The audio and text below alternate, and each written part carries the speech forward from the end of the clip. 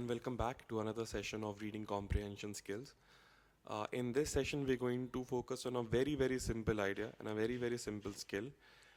The skill is to spot pronouns and connect them with their antecedents or their nouns. Okay.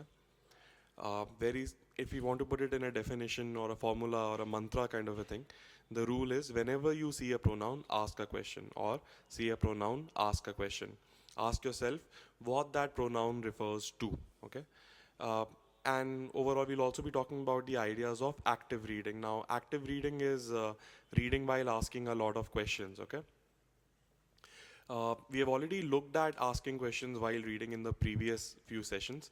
Now, for example, in session number 1, we looked at always asking what is the main idea, asking if the information given is general or specific, asking what the conjunction is doing, what kind of a direction it is providing to the information that is given before and after the conjunction. Okay, so continuing on the same line. Asking questions while reading is active reading compared to, let's say, what is known as passive reading, where basically you just go from left to right and you just simply read what the words say. You're not thinking along with it. Okay. We want to become good readers, and good readers are essentially detectives. They establish connections, they put clues together, they predict, they anticipate, they connect things together. Okay, so in that theme of connecting information, these pronouns become very important, because pronouns always refer to someone or something. Now, before proceeding in the sentence, it makes sense to know what that something or someone referred to is. Otherwise, some part of the information is always going to be lost. So the question to ask yourself is, who or what is being referred to? Now, this referring might not be very clear to you. So look at this very simple partial, or this part of a paragraph, or just this sentence, and read the sentence, and the pronoun is highlighted. Uh, think for a second what the pronoun refers to. You can hit pause and look at the example in detail. Then come back, and then we'll see, as you can see, that this particular pronoun, it refers to the growing chasm. Okay. Now, this arrow diagram really helps to drive home the point that there is a connection, and that connection should not be lost to us. So for the next few days, maybe what you can do is, whenever you read an article or when you're practicing your RC passages, try and underline all the pronouns, train your brain to spot the pronouns, and after you spot the pronoun, ask yourself whether you know what the pronoun is referring to. If you do know, then you can keep reading ahead. But if you do not know, take a pause, go back, take a look again what the connection is, and then you will see that your comprehension overall is increasing.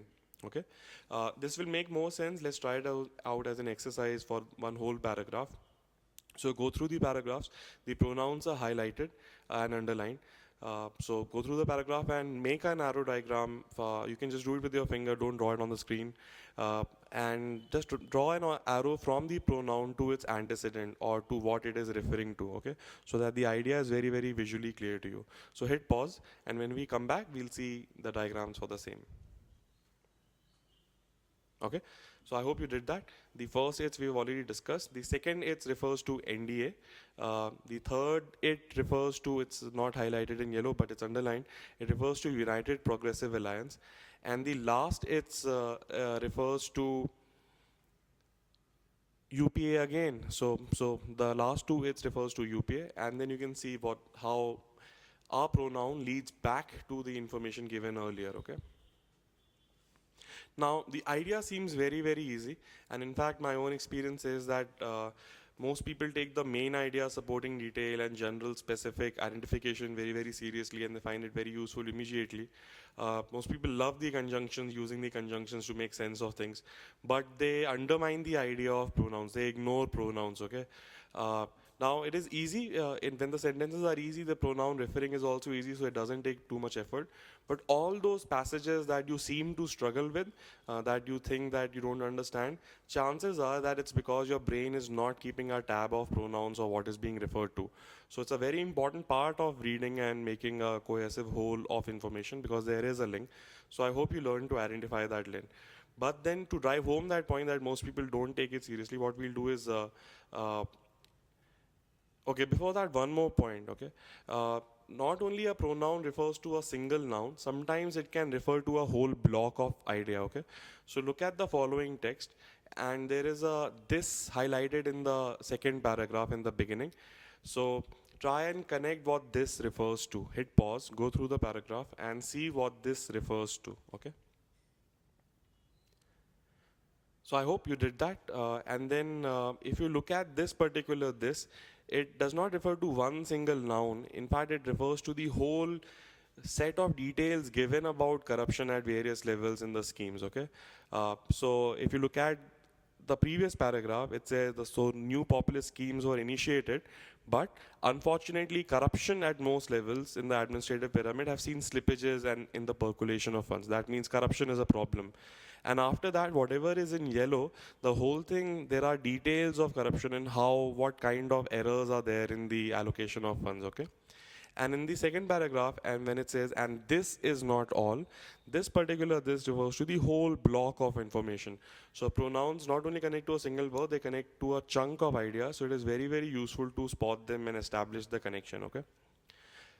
Uh, so I hope that made sense. You can do the same for the last pronoun these also. Okay. So yeah, now coming back and trying to drive home the point that tracking pronouns makes a whole lot of difference to your comprehension and understanding. We'll go through one particular passage or a set of paragraphs, and what you have to do is go through it and then answer the question that follows in the slide after that. Okay, so take your time, go through the paragraph, and then when you're ready, come back and answer the question.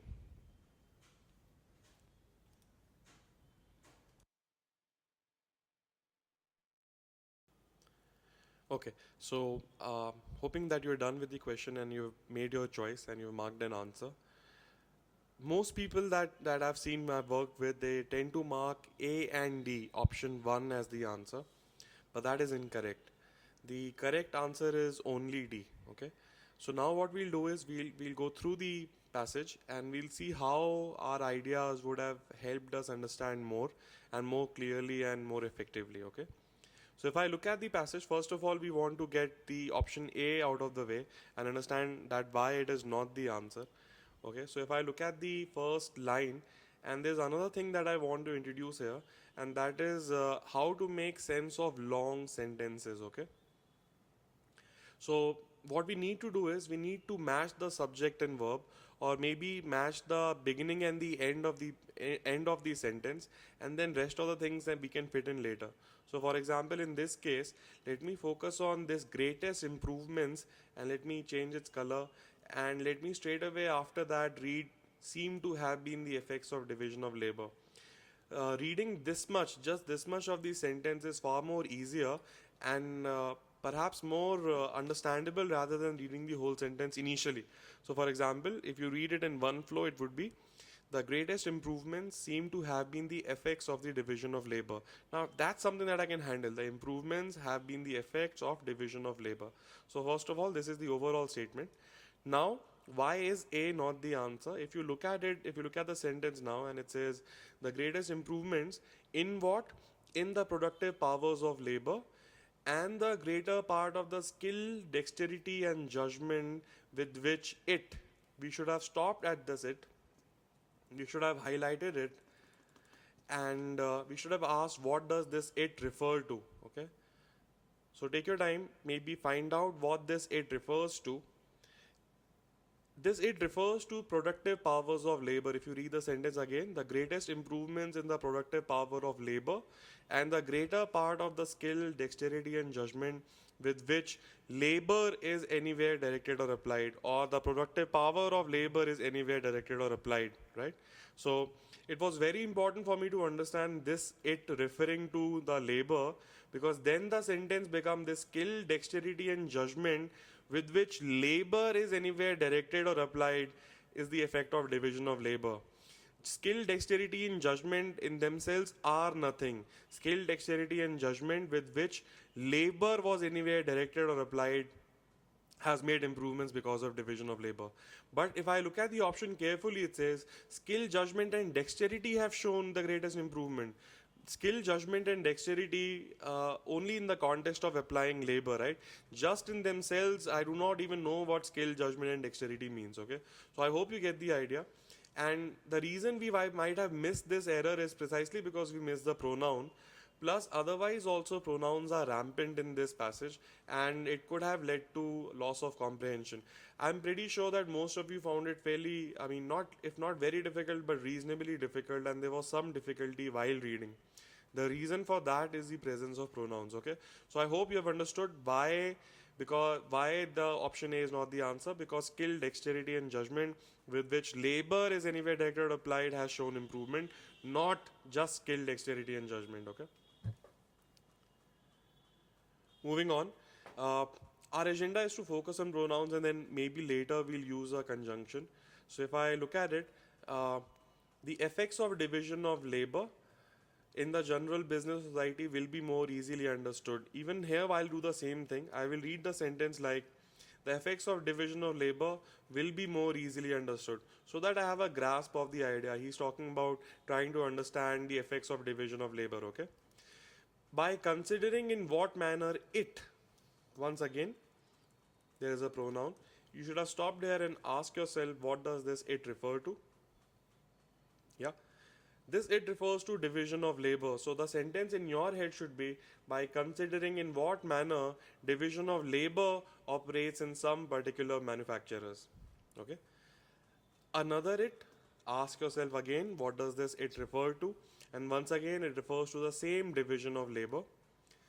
So division of labor is commonly supposed to be. So if you remove the pronoun and put the what it is referring to while reading the sentence in your head, the meaning becomes far more clearer. So the sentence becomes, division of labor is commonly supposed to be carried furthest in some very trifling ones. Once again, a pronoun. Ask yourself what it refers to, because otherwise you have completely missed the point. So this it becomes, division of labor is commonly supposed to be carried furthest in some very trifling ones. There was another noun mentioned, that was manufacturers.